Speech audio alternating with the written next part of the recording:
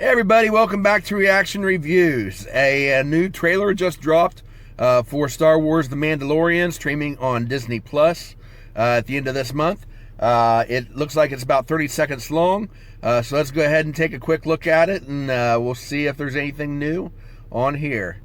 And here we go. You have something I want.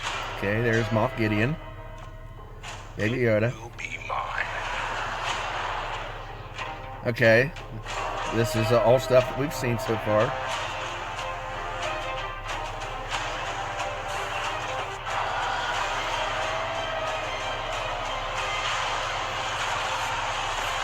The Mandalorian, new season streaming October 30th on Disney Plus. Okay, all right, The Mandalorian new season streaming October 30th on Disney Plus.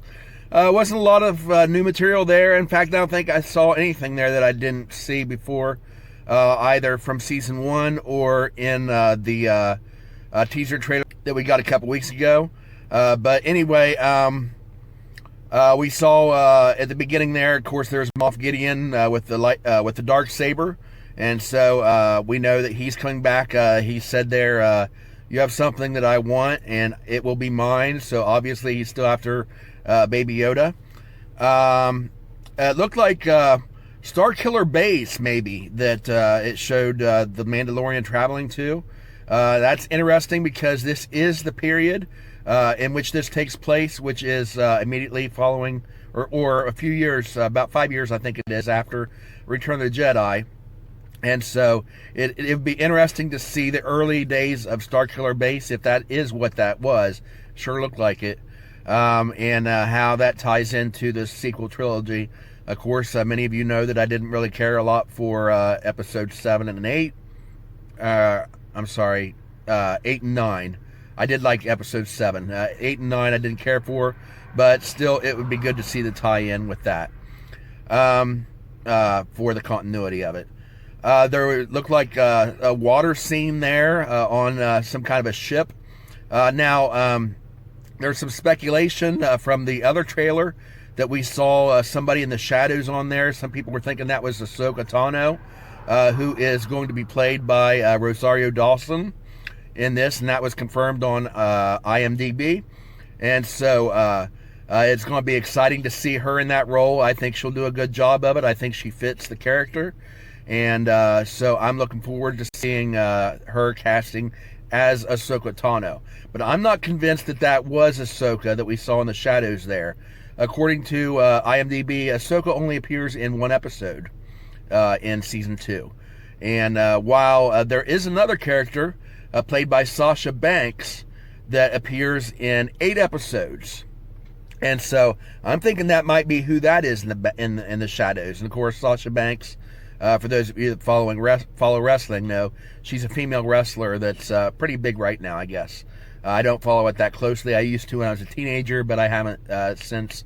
Really, last time I watched wrestling was when it was Hulk Hogan versus The Undertaker, I think. So that was like back in the early 90s when I first graduated from high school. But anyway, I think it's her character that we saw in the shadows in the previous trailer that we saw, and that the Mandalorian runs into her possibly on that water planet, which I think, and I've seen this speculation too, and it makes sense to me because it occurred to me too when I saw it in the previous, in the last trailer, is that water planet may be the planet Cerealia, which appeared in the new Star Wars comics. The storyline is called The Destiny Path by Charles Soule.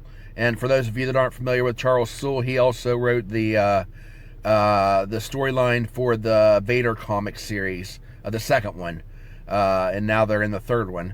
And very good writer for Star Wars. He follows the continuity pretty good, and really shows a lot of tie-ins that really makes you feel like you are in Star Wars. So I'm really impressed with the most of the Star Wars comics since Disney took over them and they did the relaunch. What is it, about 5 or 6 years ago now?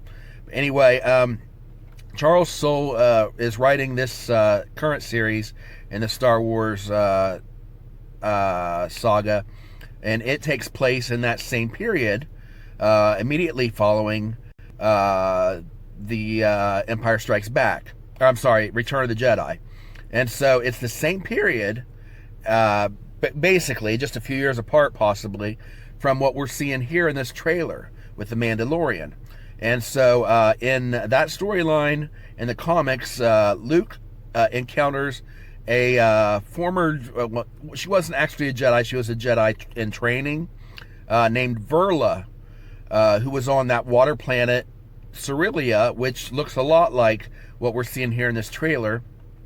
And her physical appearance was very similar to that we saw of the Lady Shadow in the Shadows in the other trailer.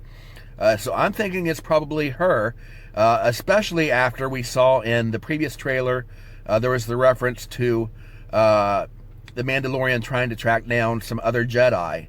And so maybe his travels would lead him to run into Verla, just as it did with Luke in the comics. So that would make sense to me, and I think that might be who Sasha Banks is playing, because IMDb does not specify the name of the character that she's playing, at least not right now. I'm sure they'll fill that in, of course, once they get that announced. But I think that's going to be Verla, and that's who we saw in the previous trailer. Anyway, we see that Pedro Pascal is back, of course, as the Mandalorian, Gina Carano as Cara Dune, and Carl Weathers, we saw him there with Cara and the Mandalorian back as Greef Karga. So there's some characters that are back. We also, as I said, Giancarlo Esposito as Moff Gideon is back. We expected that. And also, according to IMDb, some new characters we're going to be seeing this season. Temuera Morrison is back as Boba Fett. That's the real big one, I think, from this season that we're going to see. And, of course, he's only going to be back for one episode, it says. At least that's what they've confirmed so far, is the one episode. And I am just hoping, beyond all hope, that this is not just a flashback to where they have memories of Boba Fett before these events. But I hope that he actually did survive the Sarlacc pit, and that we're going to see him post-Sarlacc, post-Return of the Jedi. Because those of you that followed the Star Wars comics back in the 80s, the first comic that they released immediately following Return of the Jedi actually showed Boba Fett surviving the Sarlacc pit. I always loved that story, how they had him encounter Han Solo once again. That for me is the definitive story of how of Boba Fett's fate. And at the end of that story, spoiler alert, he ended up getting thrown back into the Sarlacc pit. But it was a good story arc that back in the 80s, how they told that, and it really brought a lot of depth to his character, that we found out some things about him and about his relationship with Han.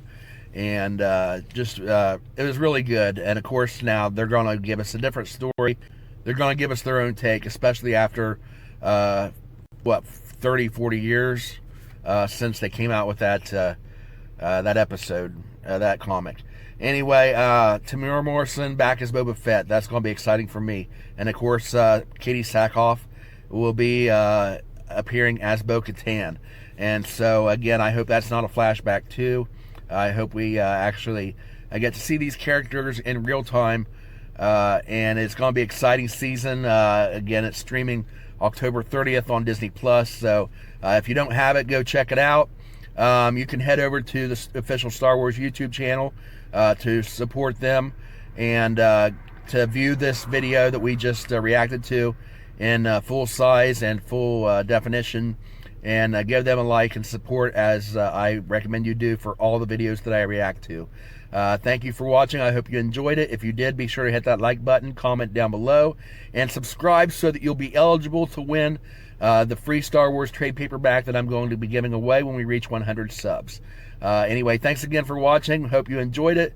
Let me know down below what other things besides Star Wars that you'd like to see me comment on or to react to, and maybe we'll end up reacting to the things that you recommend.